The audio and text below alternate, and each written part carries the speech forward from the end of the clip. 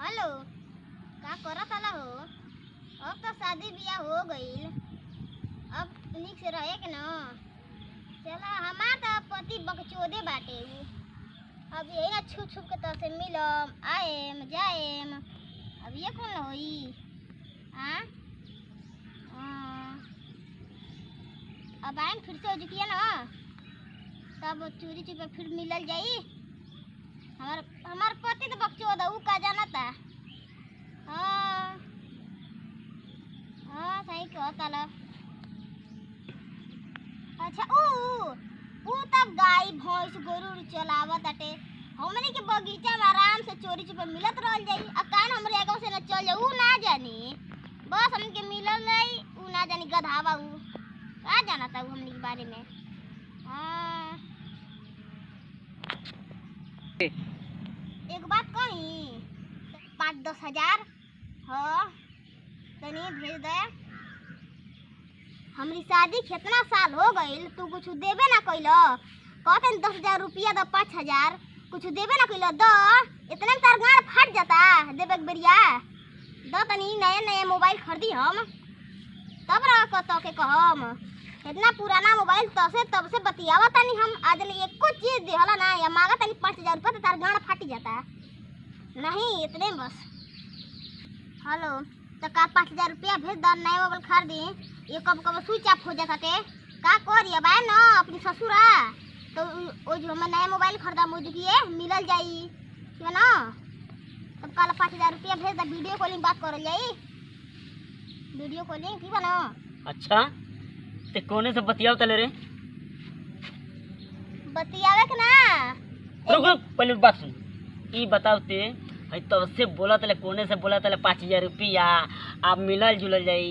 ई सच सच बताओ, हई कसम अपन हाथे पे कपार में हाथ रख कसम खा के बोल ते कोने से ते नैहरे में बतियोले वाले बता। 5 गो से एक बार बतियलो ना, एक बार लेके भगलो रहनी। अरे बतिया के बात करता ला।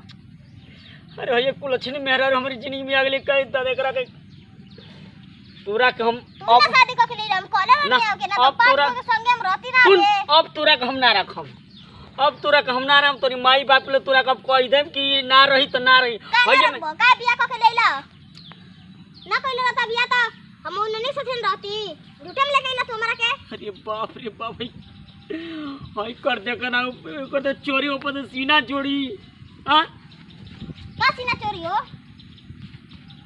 ते केकरा कोने से ते बतियावत रहल बता। यही सब बात बतियावत रहनी हो। हम तोर काहे बता। नौकर हुआ ये ठीक, अब तो ठीक कह ले। अब तोरा के हम अब बतावा तनी कि तू नौकर है कि तू मर्द का। अब तोरा का की बात से हम तू का बताई बबे पाट के बनाए में के लाते लाते मार के थूर जैसे जिके बे नौकर करे रह। अरे अब हम तोरा के ना रखम, कोनो कीमत में ना रखम। हम तोरा के तलाक देता नहीं। कैसे तलाक दे देबो? ना ना रख ना रखम। हई त हई 5-5 गो से ते बतियाओ तले रे। त बुझा तले हमार सब पैसा सगरी बकरा बकरी के कमाई सब चूस घर रहते। कहत हम तोरा बड़ी जान है नी, हम देवता और हमार देवता है। हम तो देवता मानते हमरा की नौकर बना के। तब का 5,000 रुपया त नया मोबाइल खरीदता नी। आज एगो ठेंगो ना धरान तो के चल जाम अपनी ससुरा आ तू हमरी घर ही रही जा आराम से मिलम हम ना। अब बिल्कुल तोरा के ना रखा। इसके बाद हम अब तोरा के हम तलाक देतनी यही जा। कैसे दे देबो? हम तोरा के ना केगो चलल बा ना चली। अच्छा तो तोर माई बाप ये सिखल बा कि नैहरे में 5-5 गो से बतिया या जाके ससुरा में राज करी के। हां तबे ना पैसा तू खाता ल रेला तला मोटा गेल बाल पैसा तरे सब हमार कमाई खा के तू कहत रेला तला गमछी तो हमारिया पैसा के हुए। छोड़ ये गमछी पैसे तो हम खरीद दे रही। तो छोड़ ये बता दे रही एगो चीज देले अपना हइए एगो फूटल मोबाइल होने हम पहले रहनी, तब कब से ही चलता मोबाइल। हम तोरा के ना रखम, फूटल हम मोबाइल ना रखम। देले नहीं खा एक कतला दुनिया भर के है सब कपड़ा ना एकदम ते छिनार वाले। हम ना तोरा के ना रखम, ना रखम का ना रखबो जो हम ना रखम जो का ना रखबो। ठीक है तो ये रख के बोलाई मनी के ना अब ते बुलावा चाहे नहीं से कुछ हमसे मुंह नत खोलवा ना तो बूझ लिया। हम जाता नहीं। ना हट हम जाते हैं।